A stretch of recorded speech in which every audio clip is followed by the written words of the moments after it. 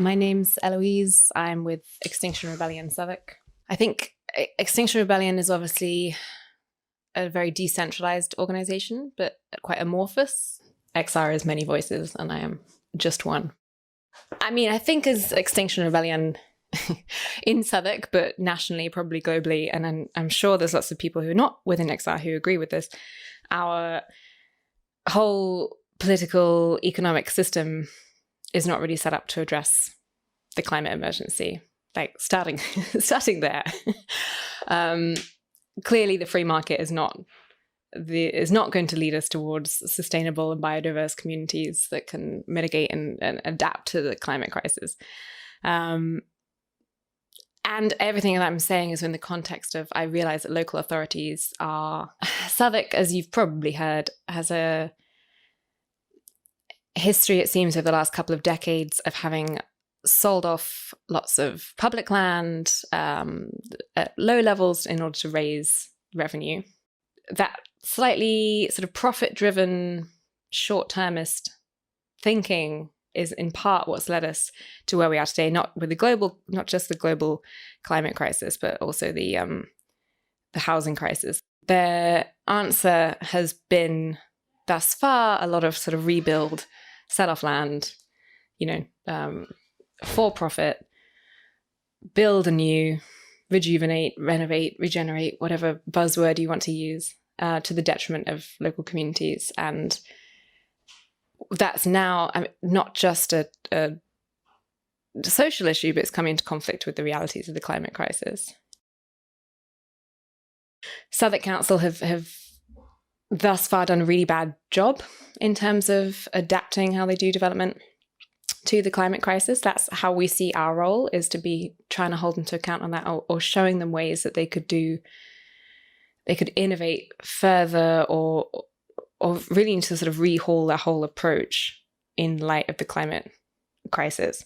So they've recently passed, at our urging, a constitutional amendment to put climate at the heart of all decision making. And that's going to be really interesting with regards to planning, because from the very design stage, you have to be thinking about how you're addressing the climate emergency, and it will be borne out. Proof will be in the pudding as to whether Southwark actually managed to do this. Southwark has a very high level of empty homes, I think one of the highest of all local authorities in the country. We want them to be filling empty homes, repurposing land. We want them to be, retrofitting old buildings. We want them to be refurbishing existing buildings, the Aylesbury estate and the Elephant and Castle shopping centre, as examples of structurally sound buildings that were demolished to make way for greater sort of developer profit, but at cost to communities. Urban planning is going to be a key tool in responding to the climate emergency. Where are you putting bike lanes? How are they connecting to each other? Are you doing a more sustainable mode of transport, like a tram? Are you putting big buildings near each other for that urban densification effect? Where are people's access to parks? It's all part of thinking about sustainability and having that lead as the top priority in planning policy, as opposed to profit, which it is at the moment for Southwark. Until speaking more to Mark about, I think we think about, or I was thinking about planning and urban planning in terms of where people live and how they get around, because that's my experience of it. But as somebody who owns a factory, his perspective was, how do we get freight? How do we get things in and out? How do we get goods then to people once they've been made somewhere? That's all part of it as well. Some people would say the whole of Old Kent Road should be towards social housing. Mark was making the good counterpoint that if you push the factories out, then people will be travelling in and out to work, goods are travelling more, and it's part of this circular economy of where do we make things, where do we buy things, where do we consume them, where do we live? We can all make declarations about how important the climate emergency is, but what does that then mean in your planning policy? What are the trade-offs that we're having to make? Because the climate emergency is going to all be about trade-offs. We can't have everything, so where are we sacrificing? Where are we compromising? How are we effectively tackling this crisis in a way that's fair to local communities?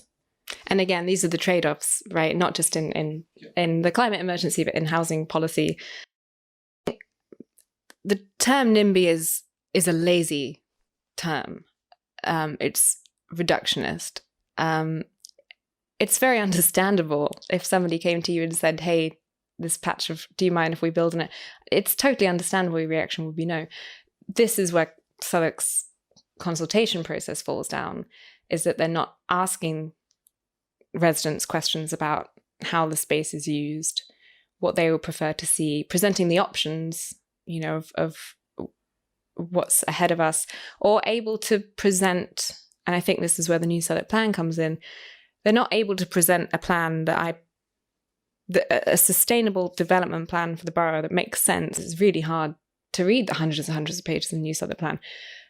It's not easily sort of digestible as a member of the public. Even if it were to be so, I don't think there's clarity within that plan as to how they're going to meet competing objectives, such as their net zero by 2030 climate emergency target, alongside their social housing targets. If I felt confident this was sitting within a wider policy around urban planning with sustainability and not profit at its heart and communities at its heart, I think it's far easier to engage. Without that, you're taking unilateral decisions and you're not consulting with people and you're not able to explain where that decision is coming from. So the resistance comes from that. Lots of people in the next side, I think, would reject or dislike the term NIMBYism because it's just not helpful. When you get to that point, you're not engaging in dialogue anymore. You're labeling, we're pro-social housing and you're against it because you'd rather keep your gardens. Well, I mean, like I say, it's a valid perspective to want to keep your garden. So where are the trade-offs? How are we meeting these demands fairly and effectively? So we try to look at it on a case-by-case basis, because we did a cycle on the 6th of June. We did a cycle around to different areas, and part of that was to around to different estates that are threatened by infilling. The purpose of it was to take XR members out and say, there may be some on this cycle that you think, fair enough, you could there's a housing crisis, a building could fit perfectly well there. It may be that you went to all 6 of them and you thought, oh no, this is shocking, this is a degradation of wildlife and people's access to green space. They do need to be evaluated individually and with the local community. And I think that's where Southwark's falling down. So I object to the term, it's lazy. We've yet to see any measurable baseline. We don't have sort of targets towards decarbonisation. We have a net zero target. What does that mean in different sectors? What's our decarbonisation target and the pathway to decarbonisation? We don't have measurable indicators for where we should be in 2023, 2026.